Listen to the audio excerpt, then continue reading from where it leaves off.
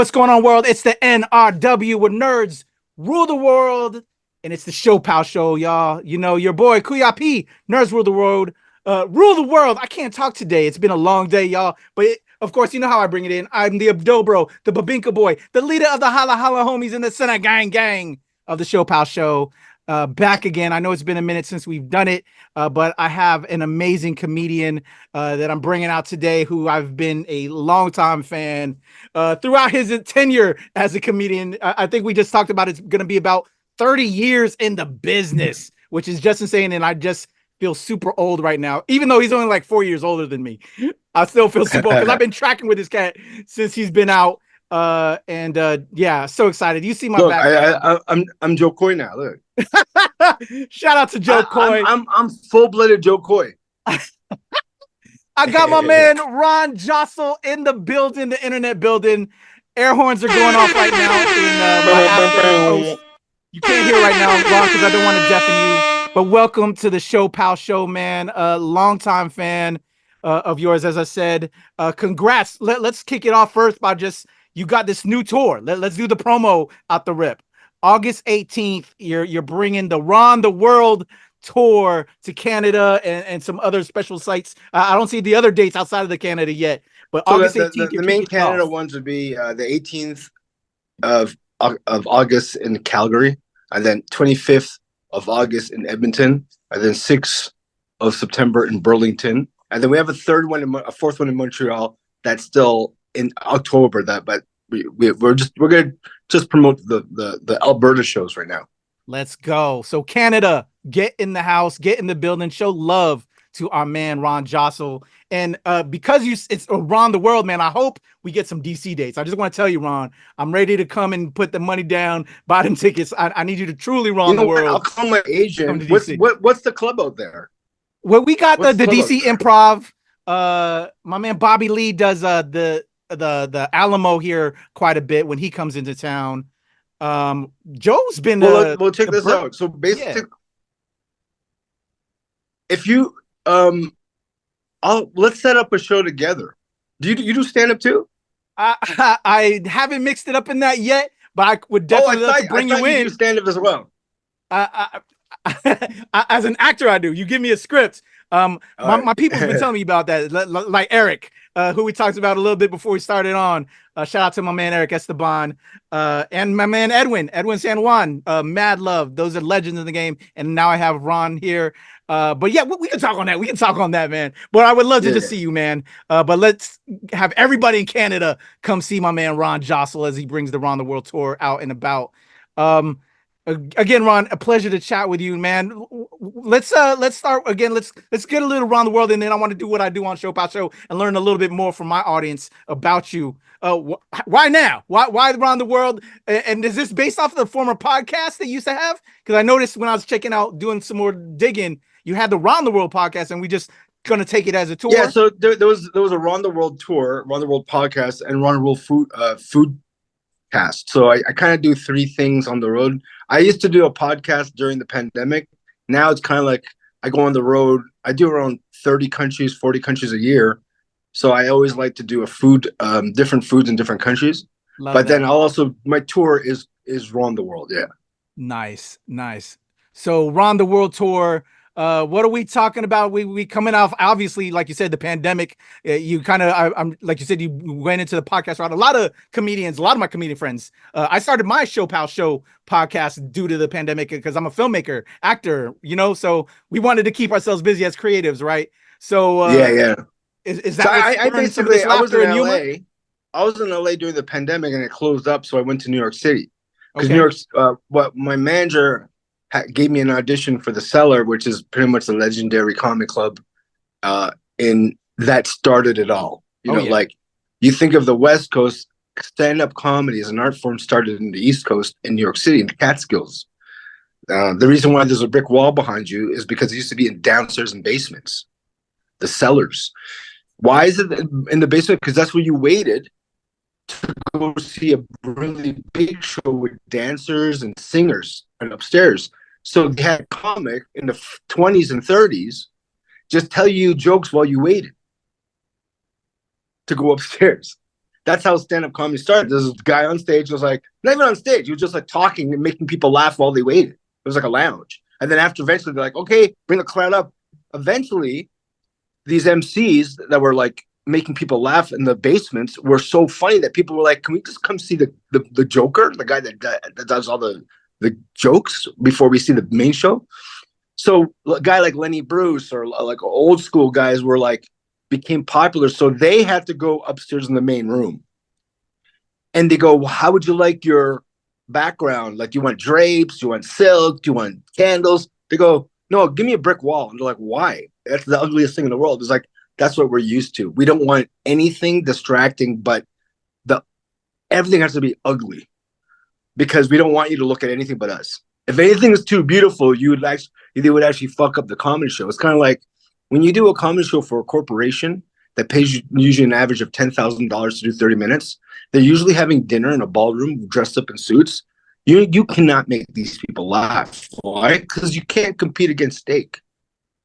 You can't compete against something that's, to watch comedy, it has to be in a place where you don't have dinner, man. You have finger foods. If there's a straight up dinner in a comedy club, you'd be like this, oh, fuck this comic. These shrimps are so much better than his dumb dick jokes. I love that. I gotta tell you, game recognized game right now, Ron. I consider myself a student of the craft. If you love this business, if you love this industry as creators, filmmakers, you got to understand where we came from and how hard we worked to get to where we're at now. And hearing you just talk about comedy like that and Lenny Bruce and The Cellar and just the business, man, as a fan of the game and the comedy game, I can tell you're a true artist. Yeah, because the business is the hard part. Exactly. The creative part's the easy part. Like, even when you talk to a boxer, Mike Tyson, he'd be like, I saw an interview with Mike Tyson where he goes, the hardest part of fighting is the training. The easiest part of fighting is the fighting. Even though it's the highest pressure, it's actually the easiest part. The stand-up is only an hour. But every day I go up and have to practice jokes every day. And this is what an average comic comes up around 15 to 20 minutes of material a year. And that goes on at least 5 times a day to practice shit. So the amount of time you put in this business, what you get out of it is tiny. It's like bodybuilding without steroids. Without steroids, you're going to you probably take around 10 to 15 years to get your body developed to what looks like a competition level. No different from stand-up. Stand-up or anything really intricate takes you around 10 years to figure out because there's too many things involved in it. A lot of people think we're just talking.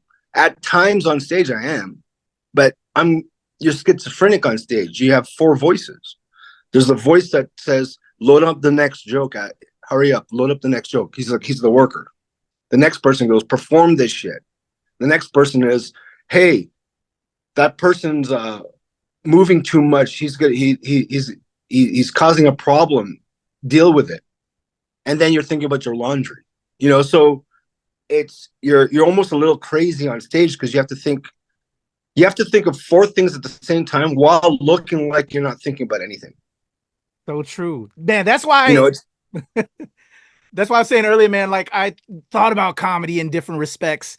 As an actor, like I love performing in comedy pieces, but like stand up, man, because of all the reasons you said, I have so much mad respect for you and all my theater performers as well that I know that just do that on stage. Well, the thing about it is what you said is crazy. Right. If you love something, it's not work. The only thing I hate about stand-up is the travel because that's part of getting there.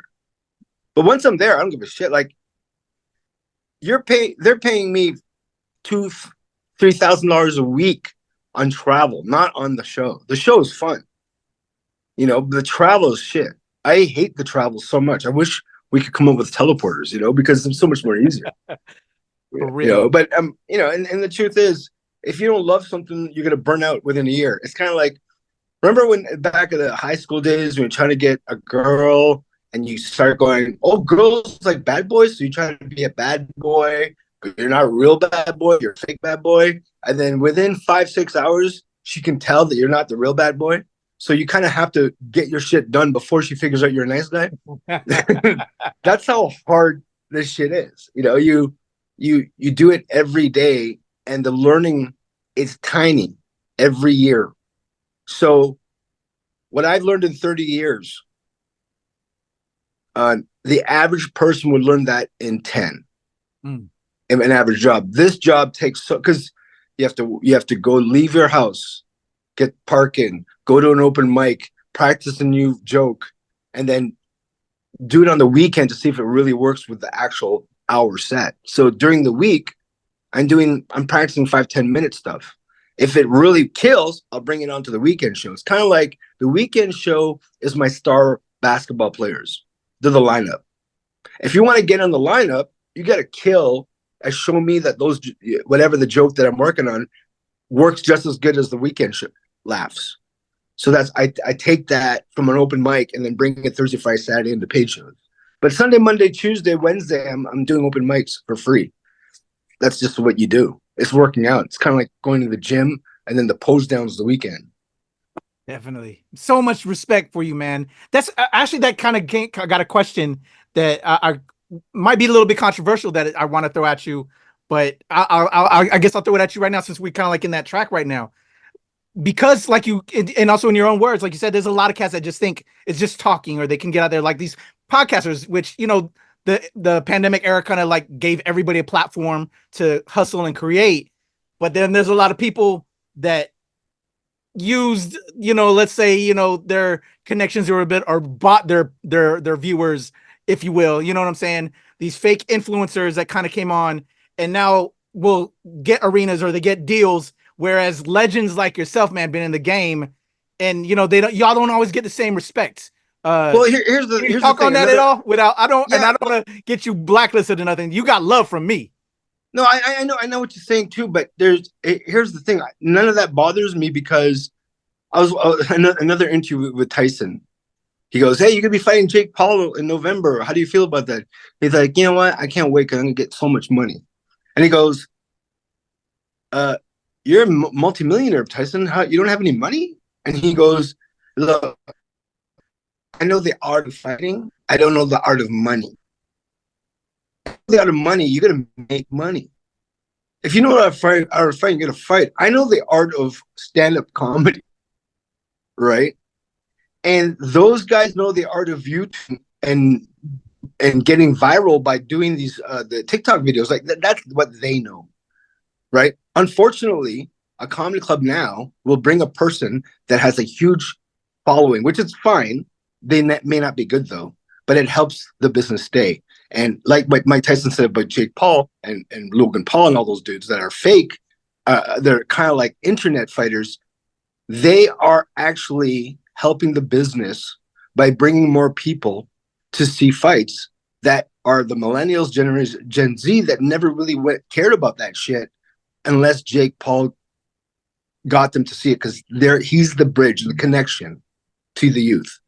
And these guys are bringing the youth in. I'm 50. I'm not bringing the youth in, but they're bringing the youth that, and then they see me and then they like me. They go, "Man, you're like that cool old dude, man." I'm like, "What do you mean?" "You know, that guy just leaves his family and lives in Venice." I'm like, "What?" Some Filipino kid came up to me on a show. He was in an audience. He goes, "You remind me of this other one of my neighbors on the beach. He just has a surfboard, a Jeep. He barbecues on the beach, but he's like a 50-year-old man. He's done with the family. He just wants to be by himself and chill." I'm just like, I'm kind of like that, but I never wanted the family. I never did the family thing. I kind of miss that. Like, I haven't stopped doing stand-up since I started. The only time I stopped was 4 months during the pandemic. Other than that, never missed a week in 30 years. Crazy. You know, so this is something I love. Like, even if I didn't make any money out of this, I'd have to get another job, I would still be doing this on the side just for fun, because it's something that's part of you. You know, you're even if you weren't making money, you would still do film. You'll be making films. You know, and it has nothing to do with making money. A lot of people go, "Hey, you're going to film? You're in stand-up? How come you're not Russell Peters? How come you're not Joe Coy? How come you're not Steven Spielberg?"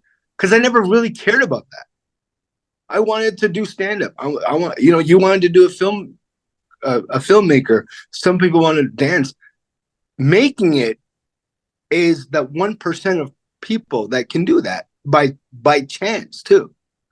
You know, if Eddie Murphy came out in the 2000s, he wouldn't be as big when he came out in 1980s, because in the 80s nobody was doing what he was doing. You know, so it all depends on the timing. Some people go, you know, I got to make it. I go, what if happens you don't make it? Oh, man, I'm going to kill myself. I go, that's bad motivation. If you don't get it, you're going to kill yourself? Yeah. Fuck that shit. I don't want to do any stress in my life anymore.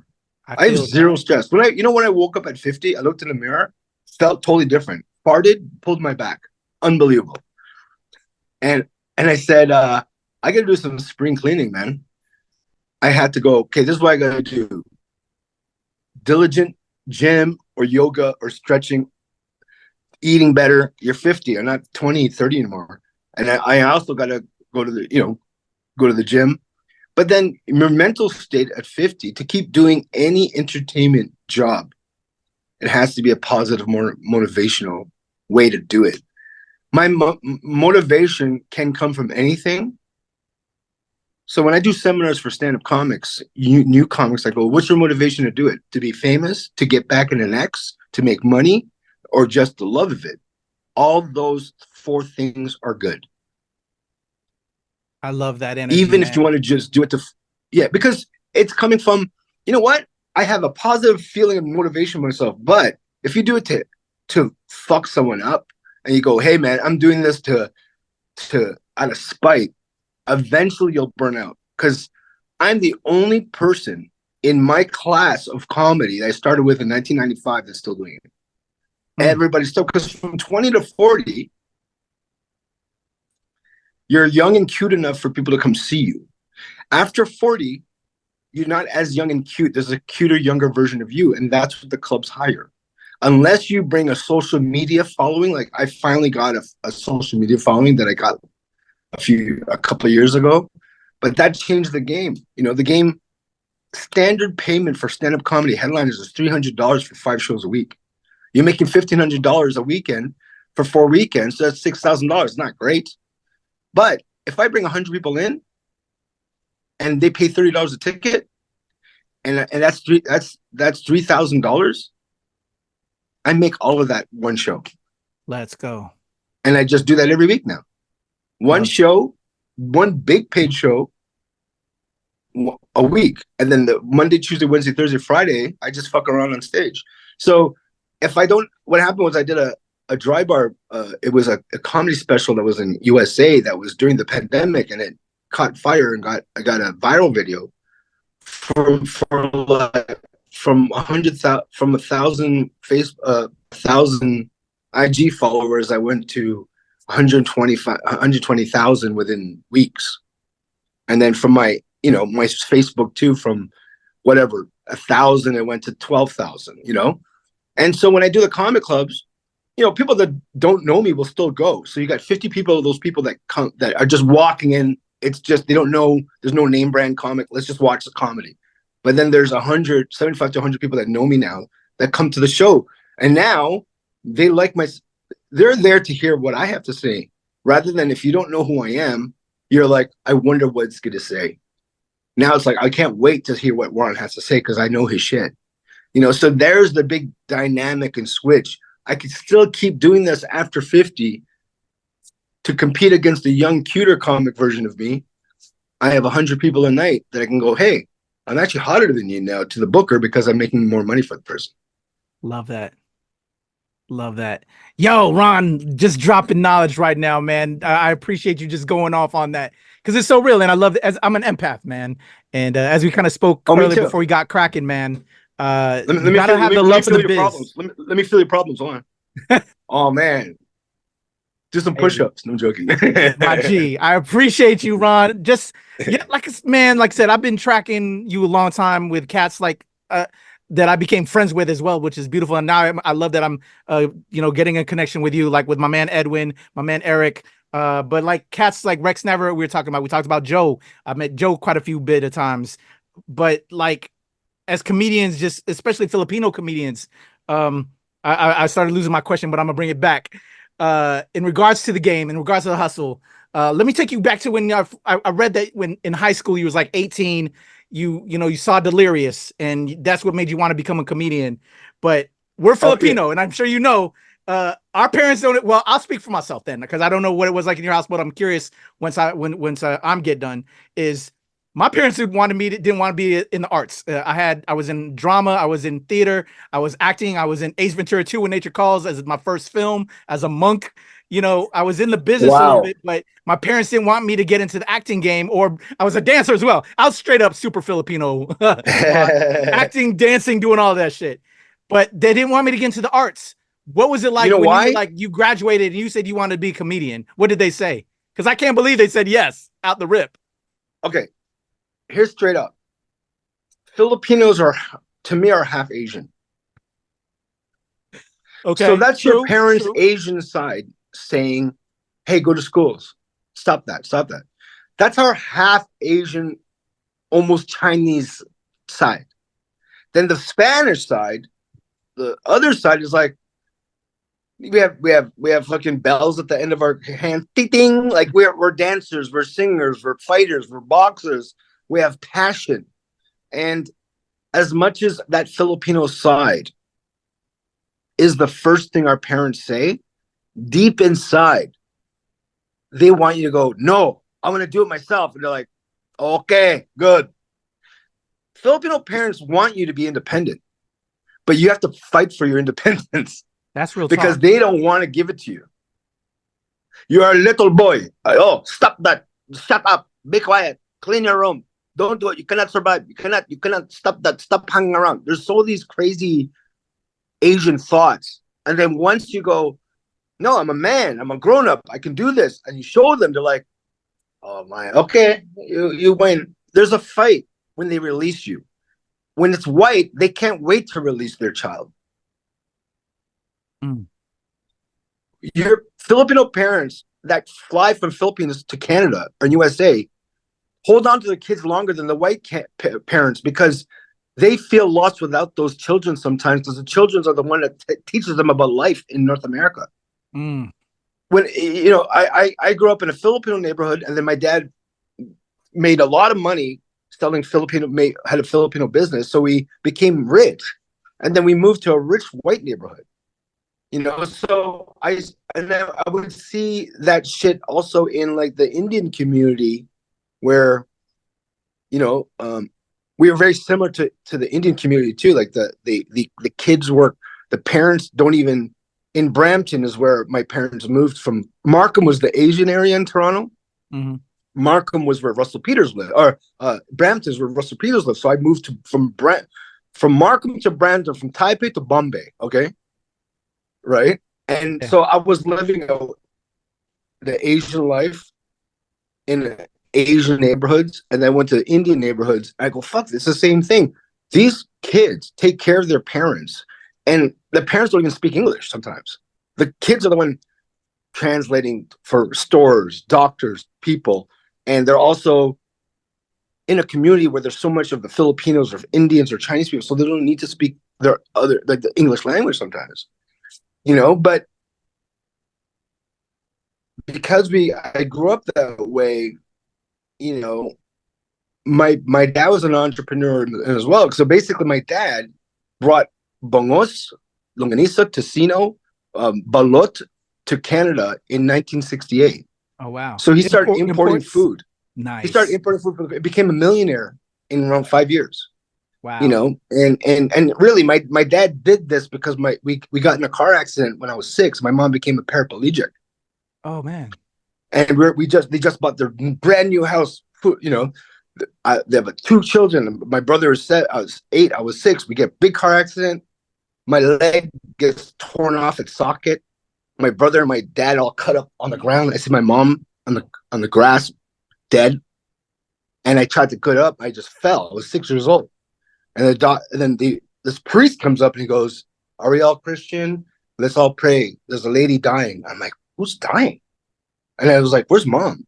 And I'm 6. So your mind doesn't, when you're young, you're protected by stupidity, by naivety. Because I don't know. I saw my mom on the ground with blood gushing out. I was like, you don't know. You're just a kid. You're like, I guess that's blood. So my brother and I were in the hospital, and then the doctor, my dad came in and said, the doctor's, I was 6 years old. The doctor was like, you guys have to come up and say bye to your mom. I'm like, where's she going? And my dad's like, no, mommy's going to die tonight. What? Wow. Her lungs stopped working, heart stopped, everything. The machine's breathing for her. And I don't know what that means. So I'm like, why is mom crying so much? And why is there so much blood? And she's crying, holding me. And she can't move because she's paraplegic, broke her back, and she's crying. And she's like, I love you enough. Goodbye. And I don't know what do you mean goodbye? And my brother understood because he's older. He was like, mommy's not going to be here tomorrow. She's dying. And so we went to a bed beside the next room. And I was 6 and my brother was 8. And we're holding each other, just crying us to sleep. I remember waking up with my dad pushing me. I wake up and the doctor and my dad's there and they're smiling. And I'm like, what's going on? And my dad's crying, smiling. And the doctor goes, we don't know what happened. She died, but then she woke up and we don't have to use any of the machines. She's breathing. And he goes, I don't know what this is. I don't know. You can call it a miracle because you're clinically dead. Like, I don't know. Like, he just was like, look, we don't know the human body. It does some weird shit, And we just accepted it. We're like, okay. And so my dad was like, now we got to make some money. My mom, my wife's in a wheelchair and they're both nurses. And they're like, what can we do to make money? The fastest way, most efficient way to make money, my dad goes, I'm going to start importing Filipino foods to Canada. Because his job was hiring Filipinos to be nurses and screening them in the 60s and 70s. Okay. So he brought over 40,000 Filipinos to Canada. Wow. And they all wanted Filipino food. So nobody had it. My dad started importing Filipino food in the 70s and selling it across in Canada. Became a millionaire in the 80s. Wow. He did. And so my mom passes away 10 years ago. Rest in peace. And my dad living in his cousin's house by himself in a small bedroom. I go, Dad. My dad comes over. He's like, my dad calls me. I'll fix my laptop. Something's wrong. I go in. I'm fixing his laptop. I go, why are you staying in this small bedroom? You own 2 mansions. You rent them out for $10,000 a month. Why don't you move in one of their mansions or sell a mansion, buy a house? He goes, I never cared about money. I go, what do you mean? You all you did was make money. He goes, because I did that for your mom. I didn't care about the money. I go, oh shit, that's old school Filipino shit. Yeah. We don't have that. Yeah. An old school Filipino woman and man will stay beside each other till the day they die. My mom, 2 months in the hospital, my dad was there every night. He slept there. Nobody does that shit. I travel the world, doing 50 countries a year easily. And Filipinos come to see me, and they ask me the same question. He goes, what are we? And I go, do you really want to know what the fuck we are? Because I really do know. And nobody believes me, and everybody hates me when I say this. Every Filipino person gets angry when I say this. Okay, go. You don't know what the fuck we are? We are Filipinos. How are we Filipinos? In 1594, Spain took over Philippines and blended Spanish blood with the local blood that made us Filipino. King Philip, his name is Philip, called us Filipinos because of his name. Edwin San Juan goes, if his name was Dominic, we'd be called Dominoes today. Exactly. Yeah. Yeah. And so I'm like, okay, so I'm in the Philippines. So this is a 20-year experiment for me because I've been getting asked so many questions. I go, okay, so what were we before Spain came? I don't know. Exactly. Filipinos. No, Filipinos started in 1594. What were we before? Don't know. I keep going deeper in fucking Cebu in huts. Oh, we were a part of a country called Malayu. I go, what the fuck is Malayu? Malayu is where Philippines, Indonesia, Kuala Lumpur is today. Singapore, Kuala Lumpur, Indonesia, and Philippines. It was called Malayu. The language Malayu has broken to 3 different languages today: Indonesian, Filipino, and Malay. We share 400 words, if that dialect of Malayu, original Malayu. Here's an example. When I was in Indonesia, they put me up for a month in Malaysia in a beautiful condo. Across the street was a giant mall with a market. I went to the market.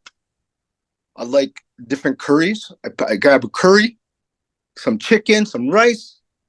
I go to the cash register. I look at the curry. I go, wait, it says curry, but beneath it in quotations, it says kari-kari. I go, what is this? Filipino kari-kari or Indian curry? You know what the Indonesian girl said? Do you know your history? I go, what?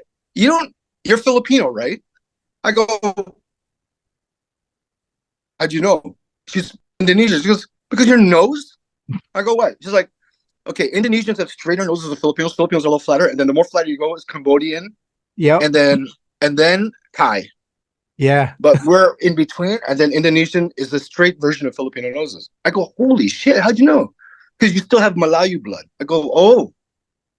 Okay, so why does it say kari-kari instead of curry? Okay, Malayu, the people, and this is what Filipinos hate, are half Chinese and half Indian. They're dark Chinese people. Exactly. That's what we are. Yep. Why do you think I have this hairy fucking thing? It's because of the Indian genes in us. Yep. And we losing this. I'm like you losing my hair too. Indian... What?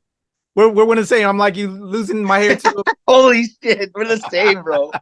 Totally, brother. And here's the crazy shit. How many Filipinos do you know that look Indian? Enough. You always have that dark Filipino dude, and he's not dark like black, but he's dark like Indian. You're like, my friend Joel. He has so much. He's hairy too. So I'm like, okay, so Filipinos, before we were Filipinos, before Spain came, we're Malayu. Before Malayu came, we're half Chinese and half Indian. Man. So what is a Filipino? A third Indian, a third Chinese, and a third Spanish. They ain't ready to hear this knowledge out here, Ron. Because dude, you see the lightning skin bars that they're selling. We hate ourselves because we want to. Well, I posted it. I got at least 100 people not only unfollow me, but said, you don't know shit about you. Because we are only Filipino. That's all we ever were. I'm like, then you don't know what the fuck life is about. Because we didn't start at 1594. We started at before civilization. So if you want to believe that Filipinos weren't something before we evolved to Filipinos, then believe it. But you're just being really ignorant. So the reason why I know all this stuff is because I travel too much. I travel more than Russell Peters and Joe Coy combined because I don't only do big cities. I do tiny little 2,000 cities. The population islands like these. I do a lot of things that people can't believe I do. I just want to experience like Marco Polo. I one time I played this place in between Laos and Cambodia, and they're like, look, you can stay at a Holiday Inn, but if you really want to have a good time, stay where Marco Polo stayed. I go, where the fuck did Marco Polo stay? They go, come. He stayed in a hut by the water, and he tells you what. So if you follow, because I travel so much, I meet a lot of travelers, and a lot of them want to do the Marco Polo 2-year journey. So you start where Marco Polo started in, I think it's Italy, and then you go all the way to Mongolia and come back. And it takes you 2 years. And you have this tour book and everything, the Marco Polo tour, and it tells you what to do. He goes, once you get to this river, just cross it, right? And then you'll cross it, and then these lights will come out. They're like, hey, where's your visa? And they're like, wait, Marco Polo said, yeah, that was 1492. You need a visa today, And then you'll be like, oh, but he passed there. And then he goes to Mongolia, and there's these giant bells. And he goes, take a bell and hit it, and then turn this direction, and you'll get hypnotized. And they go, boom, whoa. So he tells you to do all these weird stuff because there's so much stuff he's seen. So I also get all this knowledge from these people too. So I know so much weird shit about life because I've been taught so much weird shit. I think it's beautiful, brother. Nah, man, I think I love it, man. Again, with what you do as an art form to talk about life and history is all a part of that. You know what I'm saying? So you got to take that in to create that content with especially with the work that you do. Bro, I love this, man. Ron, you just made me like even more of a fan, even more by just this little bit right now. Because I appreciate that, because I don't think we do enough of that. We don't, and we don't talk about our Filipino real thing. Like, we all talk about our accents, talk about this, but we don't talk about the real shit about being Filipino.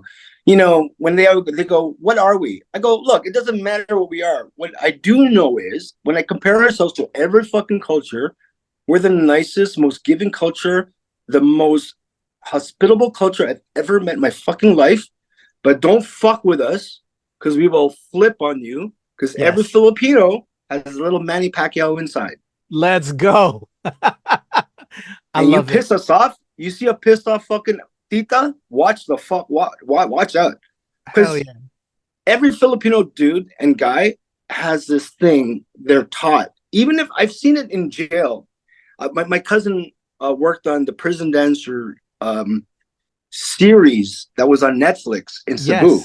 Yeah. And she was the translator, but she had to live in the jail for 3 years. Wow. And so she was like, she had to be in the jail, but they went to the hotel, went back and forth. And then they're like, these people are a different type of people, because even if they murdered people, there's always this thing where, like, I had to do this for God. You know, it was always a God. Like, it's never because I just wanted to eat. It's always like, this guy disrespected me and then my family, and then like, it's never just, I just want to eat. You know, it's a little bit more. We have this. You know, you travel Asia, you'll go, wow, it's all designed very, like, all the jungle Asian countries look the same. You know, when I go to Philippines, Cambodia, Myanmar, Vietnam, whatever, Laos, but then China, Taiwan, Japan, Korea all look like Japan. Why? Because they started Japanese. They said there was a culture like Malayu that was an ultimate Asian culture that was Chinese before Chinese. Japanese before, but it was this one, because all the characters are still the same. Chinese, Korean, Japanese have very similar symbols and characters, because they all came from one person, one culture originally. Filipinos, same shit. But we're just these loving human beings that have this. We have this thing in our, like, we'll do anything for our loved ones. So true. You know, and we even you know, I was watching Prison Dancer. Even the people who are in jail that killed, they have still a weird morals. You know, even though they're killers, they have something that they still believe in God. Yeah, it's so weird, because you'll see killers in other places in the world, and they're like, I don't know what God is. I just killed this one. They're like, I pray to God every day. I'm sorry I killed that person, and you know, they're always like the guilt. If Filipinos were a superpower, it would be a giant G for guilt. You know, because our parents did that shit growing up. How many times my mom said this? You know, you don't listen to me, but when I die,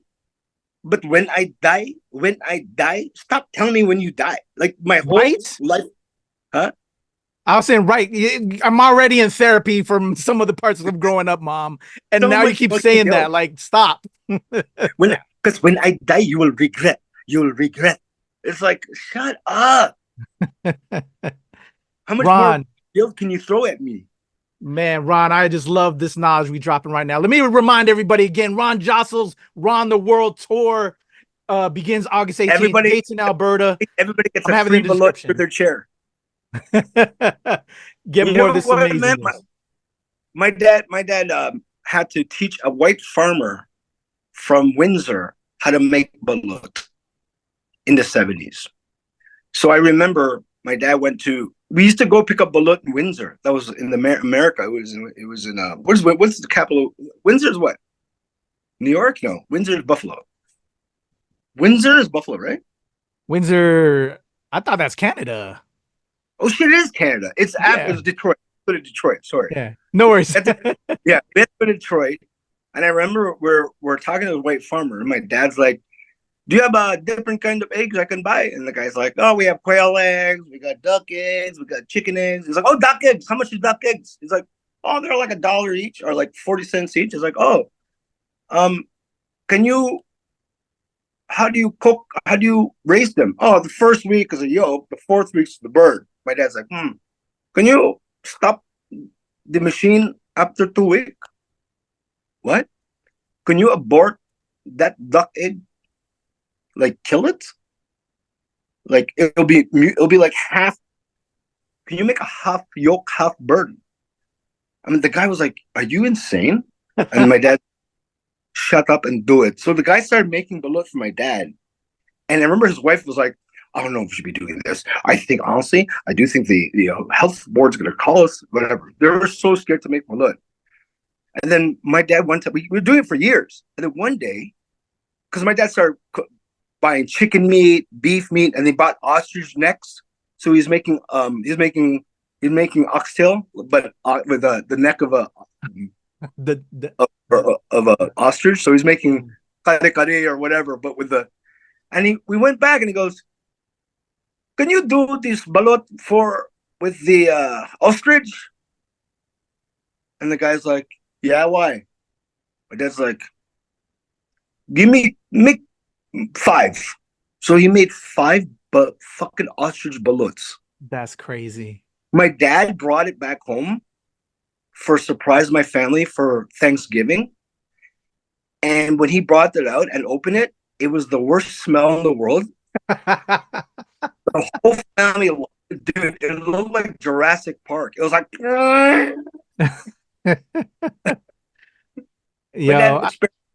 longanisa. We made giant kielbasa-sized longanisa. Because I had to wait. We had a longanisa contest. In Toronto in the 80s, 90s, there was so much longanisa places. So there was competitions, and we would go to the parks, like the parks and the beach.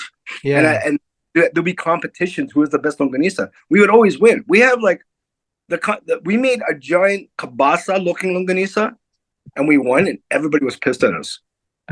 It's like you make a giant European titi, Yo, I gotta tell you, man, I respect your dad's hustle. My mad love to your pops, man. He found a lane, first, bringing the family over, and then finding a lane and keep on building despite, the accident and just all of that. Well, the thing is, we're very innovative. You watch MacGyver growing up, and as a Filipino, you're like, I could do that so much easier. Filipinos are more resourceful. So true. No, because I remember one time the air conditioner broke and only one vent was working. So my dad took 10 garbage bags and made this giant fucking canal, and so it went straight on our faces. We're just like, see, this is Filipino innovation. Like, we don't stop. We'll figure it out. The phrase where there's a will, there's a way was probably invented by someone who saw a Filipino. So real, brother. So real. How when you just got into comedy, so you were inspired by Delirious, if I'm not mistaken, right? Was Delirious, you're 18? I was 7. What were you making jokes about at first, and when did you feel like channeling your real life and life experiences into your act? Or like what came first by how you wanted to do Filipino jokes? Because when I started, I already knew Rex was doing it. And I was like, you know what? I don't want to use anything like I didn't want to use it as a crutch. For some reason I was like, let me just do what white comics do. And then eventually I didn't feel good. And then eventually I started talking about my race, and then I started talking who I am. And I got so much more laughs. And I go, why is that? And it's not because I'm talking about being Filipino. I was being real. And there's guys and there's other comics that are Filipino that don't talk about being Filipino, which is good too, because they're being real. Yeah.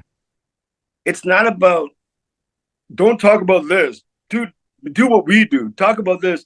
No, we're not supposed to do anything that we naturally wouldn't do.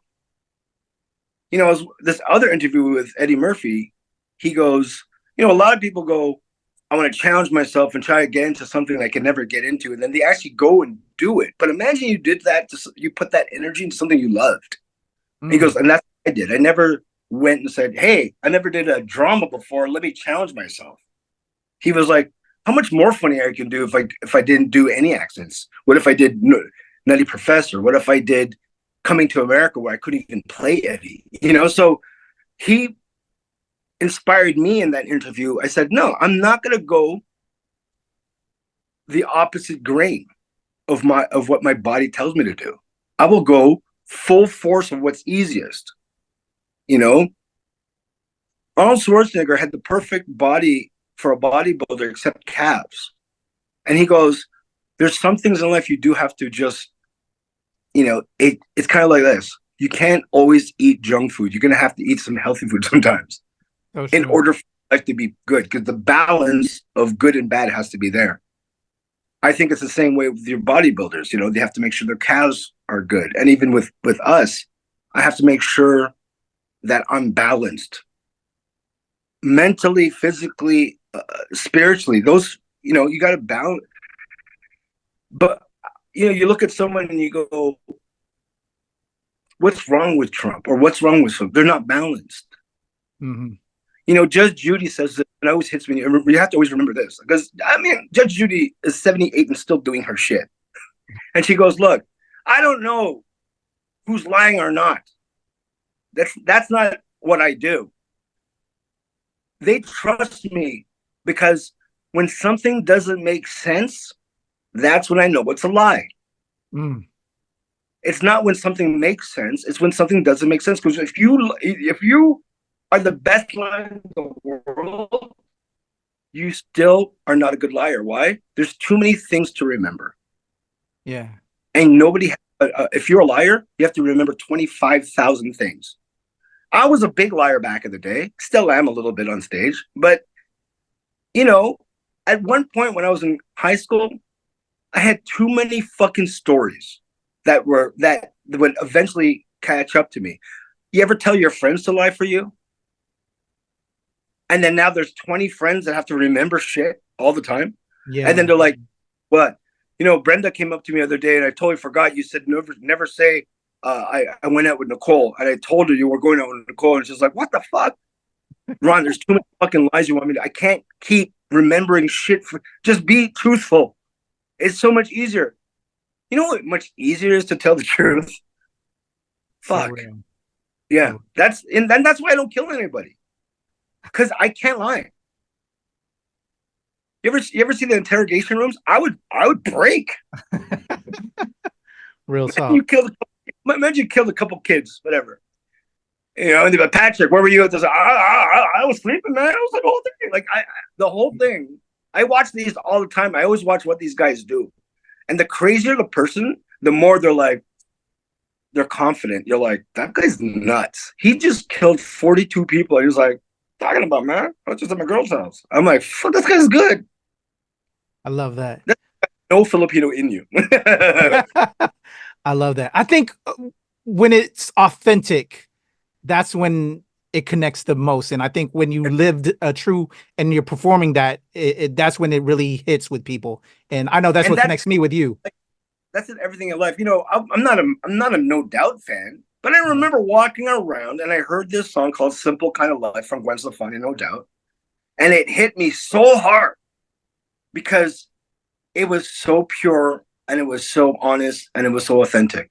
And when I said, it doesn't matter if it's country, rock, heavy metal, or punk, or house music, or hip hop. If it's some good shit, it's some good shit. So if it's authentic, it's fucking good. Because I've tried food that I've never in people's homes, and I'm like, that's the best shit I've ever had in my life. I'll never know what it is. And I don't know what meat it was. I don't know what sauce it was, but I know it was authentic and it was out of love. You know, why do you think why do you think most people say this? Hey man, if it's the bigger the restaurant is, the shittier the food. Yeah, because it's less love. Mm. The more love you put in anything, you can fucking feel that shit. Definitely. You know, my friends are watching Joe Coy on tour a lot, you know, and I love Joe. But he has to do every show that he has to, because he's blown up. He's not going to say no to a 20,000 seated venue every week. That's $2 million every time you do that shit. Why would you say no? But what happens if you do it too much? it's not going to be as authentic. It's not going to be as tight. That's the problem with touring. I watched Chris Rock on tour. I watched him in January when he started it, and I watched him in June when he ended it. I saw 3 shows: January, February, March, April, May, June. So I saw it 3 times. The best was the middle. Yep. The beginning was not as tight because you're still working. And the end, yeah, and the end was he was already too tired to do it. He was just yelling shit out. Like he wasn't performing. It was like like he wasn't in it. And the same with the No Doubt. I mean, I remember I knew Tony Canal because of Russell Peters. Russell Peters became friends with No Doubt. So I used to go see their concerts because I knew Tony. Dope. And I remember the last show I saw, they were all dead tired and they did not even perform. There was zero fucking love. Yep. So the problem with touring is you don't know which is going to be the best show, but chances are it's going to be in the middle. I got a question on a creative tip.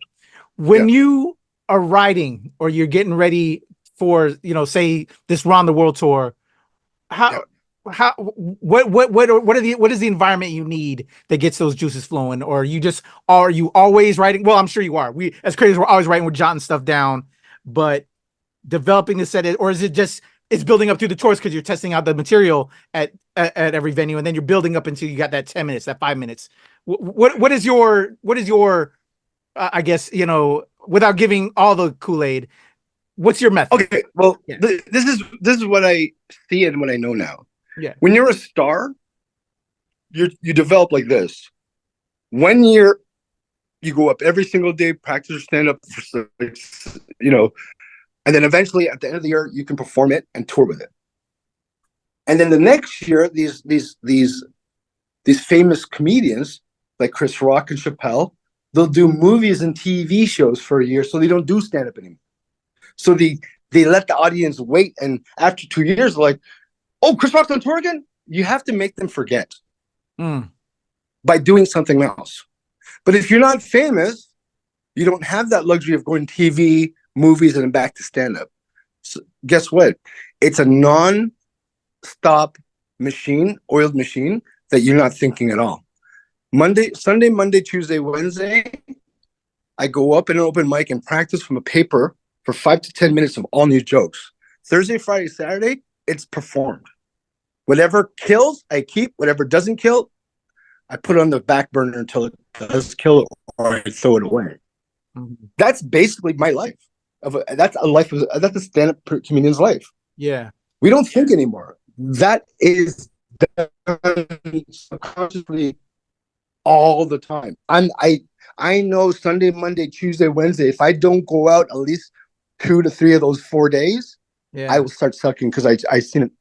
I know it. It stops working. So I know by after 30 years. But if there's something like a specialty show, like, hey, I had to do this specialty tour with a Filipino Kings of Comedy, so we had to tour USA, overseas. The material on that, you have to go, okay, what do I have? I have to now prepare this for a specialty crowd. Where that's totally different from when people come see me alone. Yeah. What I write for them is something they're looking for and they want. But if I'm playing for the audiences that really don't know me, but I'm on a tour, a special tour, then I write specific jokes for that type of. Basically, everything I write, I have a bag of 6 hours of material. Mm-hmm. And depending what it is, I have to take at a different hour. It's a pure Filipino show. I take out all my Filipino shit. If it's a hardcore white Republican, old 65 and older, I take all my old white shit they like. Yeah. If it's a hardcore Jamaican crowd, I take out my fucking patois shit. Yeah. If it's a hardcore black crowd from fucking LA, New York, I take out my other stuff. I have different things for different things. Like, what I don't understand is when Trump was making fun of Kamala, about how she doesn't know if she's black or she doesn't know she's Indian. As a white man, you are a palette that has no color, so you don't understand that. Mm-hmm. You don't have one color in your palette. Now, I have a lot of mixed friends. half Filipino, half black, a lot. Half Filipino, half Indian, a lot. And they're also part of my family. Yeah. So one of my relatives is half black and half Filipino. Yeah. She comes to our family Filipino party. She is so fucking Filipino. Yeah. But when we go to her black side, she is so black. Yeah. She's not faking it. Yeah. She just look. Do you talk to your nephew the different way you talk to your son? I mean, the different way you talk to your grandmother. Yeah, you have to change it. Yeah. So when Trump is saying he's not really saying that she's not black. He's trying to make black people not believe that she's black, so they won't vote for her. Exactly. Right. Whether he does this knowing or not, you know, if he was an ethnic person, he wouldn't have said that because he would understand you can do both. Exactly. You can be both. Because I have a Filipino voice at home and a Canadian voice when I went to school. Mm. You have a working voice when you work in a corporation for white people or rich people. You code switch. Filipino homos. Everybody code switches. Yep. Do you bang the girl the same way from another girl? You have to switch. Some girls like fast, 20 minutes, boom. Some girls go 6 hours. Oh, I'm going to fucking get in shape. I think, fuck this bitch. One time I was dating this girl that was, you know, as an entertainer, you know this, we get girls above our pay grade. And so I did this show and very hot fitness model was at the show. I was even 40 pounds heavier. So after I banged her, I even asked her, I go, why'd you go for me? I was so fat. She's like, oh my God, you are. I go, you didn't know? She's like, no. And you're Asian because your dick's small. I go, wait, you didn't know this shit? She's like, no, because when you're on stage, you're bigger than life. I don't see race. Gosh. That's some real shit right there. Real shit. Sorry? When you said this, when you're on stage, you're bigger than life. Just that quote right there. That's real shit right there. I'm sorry. It's true. That's real shit. I was too big. So when I came off stage, she still thought that one time I banged her, she didn't realize all these flaws I had because she saw me as the guy on stage. And that's the thing. When you are on stage, you kind of hypnotize people to forgetting your flaws because you have all the command, you have all the attention. And when you come off the stage, I say you have around 4 or 5 hours till people stop caring about you. So within those 4 or 5 hours, I can get laid, you know? But if I wait 6 or 7, they know I'm not that guy. I'm actually a really nice, humble dude. It's kind of like this.